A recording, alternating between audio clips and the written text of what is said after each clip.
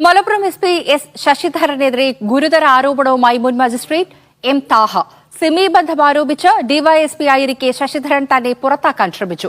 പാനായിക്കുളം സിമി കേസിൽ പ്രതിക്ക് ഉപാധികളോടെ ജാമ്യം നൽകിയതിനാണ് പകവീട്ടൽ നടത്തിയത്. അന്നത്തെ ഹൈക്കോടതി വിജിലൻസ് ഡയറക്ടറെ കൂട്ടുപിടിച്ചായിരുന്നു ശശിധരന്റെ ഇടപെടൽ. ശശിധരൻ IPS നേടിയത് നേരായ മാർഗത്തിലാണോ എന്ന് പരിശോധിക്കണമെന്നും എം. താഹ മീഡിയ വണിനോട് പറഞ്ഞു. ഒരു ദിവസം ഈ പാനായിക്കുളം കേസിലെ 17-ാം പ്രതി നാസിമാണോ അദ്ദേഹത്തെ എൻ്റെ മുന്നിൽ കൊണ്ട് ഹാജരാക്കി. അപ്പോൾ ഞാൻ ചോദിച്ചത് ആരാണ് ഇയാളെ പ്രൊഡ്യൂസ് ചെയ്തപ്പോൾ ഈ മലപ്പുറം അന്നത്തെ അഡ്മിനിസ്ട്രേറ്റീവ് DYSP അതായത് സ്പെഷ്യൽ ഇൻവെസ്റ്റിഗേഷൻ ഓഫീസറായിട്ട് അദ്ദേഹം വന്നേക്കുന്നത് ഈ ശശിധരനായിരുന്നു. ഒരു പോലീസ് കസ്റ്റഡി വേണമെന്ന് പറഞ്ഞ് ഞാൻ കസ്റ്റഡി കൊടുത്തു. രണ്ടാമത്തെ ദിവസം ഉച്ചയോടുകൂടി ഈ പയ്യനെ എൻ്റെ മുന്നിൽ തിരിച്ചു കൊണ്ട് ഹാജരാക്കി. റിമാൻഡ് ചെയ്യാൻ ആവശ്യപ്പെട്ടു. ഞാൻ 14 ദിവസത്തേക്കുള്ള റിമാൻഡ് ചെയ്ത് ആലുവ സബ് ജയിലിലേക്ക് ഉത്തരവ് എഴുതി. അപ്പോഴാണ് അയാളുടെ വക്കീൽ എന്നിട്ട് പറഞ്ഞത് ഈ പയ്യൻ ഈ കഴിഞ്ഞ കാലം അത്രയും നാട്ടകം പോളിടെക്നിക്കിൽ പഠിച്ചുകൊണ്ടിരിക്കുകയാണെന്നും അവൻ്റെ 5ാം സെമസ്റ്റർ എക്സാം അടുത്ത ആഴ്ചയാണെന്നും അവൻ്റെ വിദ്യാഭ്യാസം തകർക്കാനുള്ള ശ്രമമാണ് ഇപ്പോൾ നടക്കുന്നത്. അപ്പോൾ ഞാൻ ഈ പോലീസ് ഓഫീസറോട് കേസ് ഡയറി ഹാജരാക്കാൻ പറഞ്ഞു. കേസ് ഡയറി എഴുതി തന്നു. ഞാൻ ആ കേസ് ഡയറി കൊണ്ടുവന്ന് അന്ന് ഒരു രാത്രി 12 മണി വരെ ഞാനത് അങ്ങോട്ടും തിരിച്ചും ഇങ്ങോട്ടും കാര്യം ഇത്ര ഒരു വിവാദ കേസാണല്ലോ. നോക്കിയപ്പം എനിക്ക് നല്ല എൻ്റെ ജുഡീഷ്യൽ മൈൻഡിൽ എന്ന് തോന്നി എന്ത് സംഭവിച്ചാലും കൊള്ളാം, ഈ ചെറുക്കനെ ഇനി ഇതിനകത്തൊന്നും ചെയ്യാൻ പറ്റത്തില്ല. അപ്പോൾ ഞാൻ വിചാരിച്ചു ഈ പയ്യൻ്റെ ഈ പഠിത്തവും അവൻ്റെ പരീക്ഷയൊക്കെ നശിപ്പിച്ച് കളഞ്ഞിട്ട് എന്ത് ചെയ്യാൻ. അപ്പോൾ ഞാൻ സ്ട്രിക്റ്റ് കണ്ടീഷൻ വെച്ചിട്ട് അവന് ജാമ്യം കൊടുത്തു. ജാമ്യം കൊടുത്ത് 4 ദിവസം കഴിഞ്ഞില്ല. ഒരു ദിവസം വന്നപ്പോൾ എനിക്ക് ട്രാൻസ്ഫർ ആണെന്നാണ് എൻ്റെ ജില്ലാ ജഡ്ജി വിളിച്ചത്. പാപ്പച്ച സാറാണ് ജില്ലാ ജഡ്ജി. താഹത്ത് എനിക്ക് ട്രാൻസ്ഫർ ഉണ്ട്. ഞാൻ വെച്ചാൽ എന്ത് സാർ കാരണം എന്താ എനിക്ക് മനസ്സിലായിട്ടില്ല. എനിക്ക് ട്രാൻസ്ഫർ കോഴിക്കോട് മജിസ്ട്രേറ്റായിട്ട് പോസ്റ്റ് ചെയ്തിരിക്കുകയാണ്. നാളെ തന്നെ പോയി ജോയിൻ ടൈം ഇല്ല, ഒന്നുമില്ല. പിള്ളേരെയൊക്കെ ഇട്ടിട്ട് അവിടെ ഞാൻ ചാടിക്കറി അങ്ങ് പോകേണ്ട ഗതികേടുണ്ടായി. സാധനം ട്രാൻസ്ഫർ ഗ്രാൻഡ് ഇല്ല, ഒരു സാധനം തരാതെ ഞാൻ ആവശ്യപ്പെടാത്ത സ്ഥലത്തേക്ക് എന്നെ ട്രാൻസ്ഫർ ചെയ്തിരിക്കുക. പിന്നീട് അതിനെക്കുറിച്ച് അന്വേഷിച്ചപ്പോഴത്തേക്കാണ് അന്ന് കോഴിക്കോട് ജില്ലയുടെ ചാർജ് ഉണ്ടായിരുന്നത് ജസ്റ്റിസ് പയസ് കുര്യാക്കോസ് സാറാണ്. സാറിനെ കണ്ടപ്പോൾ സാറ് പറഞ്ഞ് ഭയങ്കരമായ ശ്രമമാണ് നടത്തിയത്, താങ്കളെ സസ്പെൻഡ് ചെയ്യാൻ വേണ്ടിയിട്ടാണ്. അഡ്മിനിസ്ട്രേറ്റീവ് കമ്മിറ്റിയിൽ വന്നപ്പോൾ പുള്ളി ഉൾപ്പെടെയുള്ള ചിലർ പറഞ്ഞത് എങ്ങനെയാണ് ജുഡീഷ്യൽ ഓഡിറ്റർ പാസ്സാക്കിയതിൻ്റെ പേരിൽ മജിസ്ട്രേറ്റ് സസ്പെൻഡ് ചെയ്യാൻ പാടുണ്ടോ, അത് കീഴ്വഴക്കം തെറ്റായ കീഴ്വഴക്കം സൃഷ്ടിക്കും എന്ന് പുള്ളി വളരെ സ്ട്രോങ് ആയി പറഞ്ഞുകൊണ്ടാണ് സസ്പെൻഷൻ ഇല്ലാതെ പോയത്. അപ്പോൾ ആ സസ്പെൻഷൻ ആക്കാൻ വേണ്ടി ശ്രമിച്ച മനുഷ്യനാണ് ഈ ശശിധരൻ.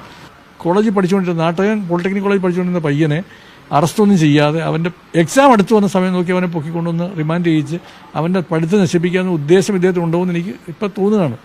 എനിക്ക് അങ്ങനെ തന്നെ ഒരു ചാർജ് ഷീറ്റിൽ തോന്നി. ഞാൻ am a member of SIMI എന്ന് പറഞ്ഞിട്ട് എന്താണ് സിമി എന്നുള്ളതിനെക്കുറിച്ച് സിമിയെക്കുറിച്ച് എനിക്ക് അറിയാമായിരുന്നു. ഞാൻ സിമിയുടെ ആശയമായിട്ട് ഒരു കണക്കിനും പൊരുത്തപ്പെടാത്തൊരു മനുഷ്യനായിരുന്നു. ഞാൻ പേര് നോക്കിയിട്ട് ഇന്നാണെങ്കിൽ വേണമെങ്കിൽ അവനെ നശിപ്പിച്ച് കളയുക എന്നുള്ളൊരു ശ്രമമാണ്. അതൊക്കെ ഒരു പോലീസ് ഓഫീസറെ പോലെ അല്ലെങ്കിൽ ഒരു ഉയർന്ന ഉദ്യോഗസ്ഥനൊന്നും ഒരിക്കലും പറ്റുന്നില്ല. ഒരു ഡെമോക്രാറ്റിക് കൺട്രിയിൽ നിൽക്കുമ്പോൾ നമ്മളതിൻ്റെ മെറിറ്റ് നോക്കി ചെയ്യുക എന്നുള്ളതാണ്. ഈ ശശിധരനെ കുറിച്ച് അന്വേഷിച്ചപ്പോൾ ശശിധരന് അങ്ങനെ ഒരു സംഖ്യ ചായ്വുള്ളൊരു മനസ്സുണ്ടെന്നുള്ളതാണ്.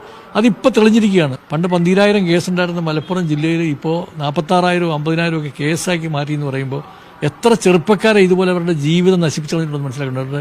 അവരുടെ പേരെങ്ങനെയായിപ്പോയതിൻ്റെ പേരിൽ നമ്മുടെ ഓഫീസർമാരിൽ നല്ല ബഹുഭൂരിപക്ഷവും നിഷ്പക്ഷരായ സെക്യുലർ മൈൻഡുള്ള മനുഷ്യരാണ്. ഇതുപോലെ ചില സ്പെല്ലിംഗ് മിസ്റ്റേക്കുകൾ ചിലപ്പോൾ വന്ന് വിടാറുണ്ട്.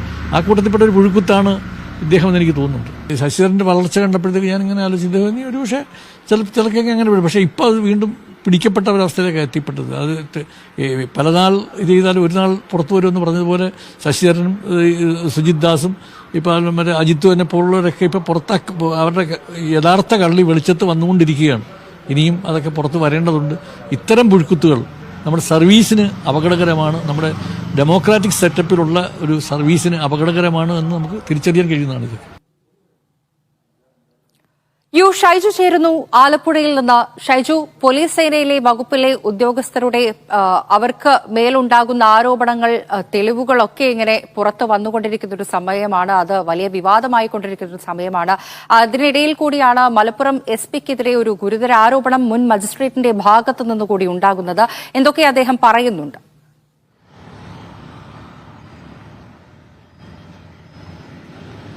ഹരിഷ, നമുക്കറിയാം ഈ ശശിധരനിൽ നിന്നാണ് ഈ PV അൻവറിന്റെ ആരോപണത്തിന്റെ ഇത്തവണത്തെ ഈ വിവാദത്തിന്റെ തുടക്കം. ഈ ശശിധരൻ എന്ന മലപ്പുറത്തെ ഇപ്പോഴത്തെ DYSP ആയിരുന്ന സമയത്ത് അദ്ദേഹത്തിന് ഈ IPS റാങ്കൊക്കെ ലഭിക്കുന്നതിന് മുമ്പുള്ള ഒരു സർവീസ് അനുഭവമാണ് ഈ മുൻ മജിസ്ട്രേറ്റായ എം താഹ പങ്കുവെക്കുന്നത്. അദ്ദേഹം ആദ്യം ഇത് ഫേസ്ബുക്കിലൂടെ കുറിച്ചിരുന്നു. അദ്ദേഹവുമായി നമ്മൾ സംസാരിക്കുമ്പോഴാണ് അദ്ദേഹം കുറിപ്പ് ഇട്ടതിനേക്കാൾ ഭീകരമായ ഒരു അനുഭവമാണ് അദ്ദേഹത്തിന് ഉണ്ടായത് എന്നതാണ് ഏറ്റവും പ്രധാനപ്പെട്ട കാര്യം. കാരണം പാനായിക്കുളം സിമി കേസ് എന്ന് പറയുന്നത് തന്നെ അത് പ്രതികൾക്ക് ജാമ്യം കൊടുക്കുക മാത്രമല്ല മുഴുവൻ പ്രതികളെയും വിട്ടയക്കുകയും അത് ഹൈക്കോടതി ശരിവെക്കുകയും അതിന്റെ അപ്പീൽ സുപ്രീം കോടതിയിൽ പോവുകയും സുപ്രീം കോടതിയും ശരിവെക്കുകയും ചെയ്തൊരു കേസാണ്. ആ കേസിലെ 17ാം പ്രതിയായ നിസാമിനെ കോടതിയിൽ ഹാജരാക്കുമ്പോൾ സ്വാഭാവികമായും ജഡ്ജി ചോദിക്കാറുള്ള ചോദ്യമാണ്, സാധാരണ അത് നിയമത്തിൽ പറയുന്നതാണ്, ഓപ്പൺ കോടതിയിലാണെങ്കിൽ പോലും പ്രതിയോട് കാര്യങ്ങൾ ചോദിക്കുന്നത്. പ്രതിയോട് എന്താണ് ക്ഷീണിച്ചിരിക്കുന്നതെന്ന് ചോദിക്കുമ്പോൾ ഭക്ഷണം നൽകിയിട്ടില്ല, ഭക്ഷണം കഴിക്കാത്തതാണ് കാരണം എന്ന് പറയുമ്പോൾ അദ്ദേഹത്തിന് ഭക്ഷണം കൊടുക്കൂ എന്ന് പോലീസ് ഉദ്യോഗസ്ഥനോട് ഈ മജിസ്ട്രേറ്റ് പറയുകയാണ്. 2 മണിക്കൂറിനകം ആ ഭക്ഷണം കൊടുത്ത് തിരികെ കൊണ്ടുവരുന്ന സമയത്ത് ഈ പോലീസ് കസ്റ്റഡിയിൽ വേണം എന്ന ആവശ്യം ഉന്നയിക്കുന്നു. 2 ദിവസം പോലീസ് കസ്റ്റഡി ആവശ്യപ്പെടുന്നു. 2 ദിവസത്തെയും പോലീസ് കസ്റ്റഡി അനുവദിക്കുകയും ചെയ്യുന്നു.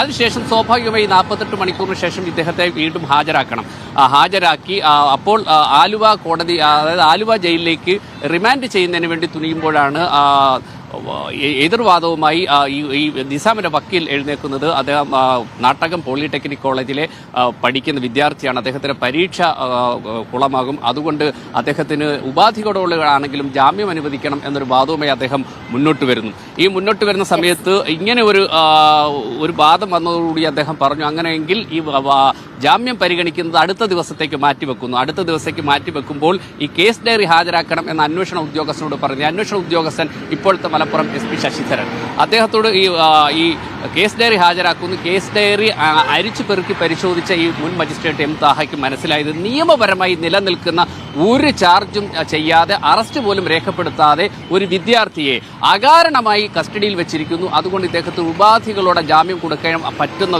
കാര്യമാണ് എന്ന് പറഞ്ഞ അദ്ദേഹം ഉപാധികളോടുകൂടിയാണ് ജാമ്യം അനുവദിക്കുന്നത്. അനുവദിച്ച ശേഷം തൊട്ടടുത്ത ദിവസം അദ്ദേഹത്തിന് വളരെ പെട്ടെന്ന് നമുക്കറിയാം, ജുഡീഷ്യൽ പദവിയിലിരിക്കുന്ന ഒരാൾക്ക് പെട്ടെന്ന് സ്ഥലം മാറ്റം കൊടുക്കുക എന്ന് പറഞ്ഞാൽ വേഗത്തിൽ അദ്ദേഹം ചാർജ് എടുക്കേണ്ടടുത്ത് എടുത്തില്ലെങ്കിൽ ഉണ്ടാകുന്ന നിയമപരമായ പ്രശ്നങ്ങളുണ്ട്. പക്ഷേ അത് എങ്ങനെയാണ് എന്ന് അന്വേഷിച്ച് ചെല്ലുമ്പോൾ എത്തുന്നത് ഈ ശശിധരനും ഹൈക്കോടതിയിലെ ഒരു വിജിലൻസ് ഡയറക്ടറും ഒക്കെ ആയി അത്തരത്തിൽ ഗുരുതര ആരോപണങ്ങളുണ്ട്. ശശിധരൻ IPS നേടിയത് നേരായ മാർഗത്തിലാണോ എന്ന് പരിശോധിക്കണമെന്ന് കൂടി എം താഹ, മുൻ മജിസ്ട്രേറ്റ് ആയിട്ടുള്ള എം താഹ മീഡിയ അവളിലൂടെ പറഞ്ഞു വെക്കുന്നുണ്ട്. യു ഷൈജു ആണ് വിശദമായിട്ടുള്ള വിവരങ്ങൾ നൽകിയത്.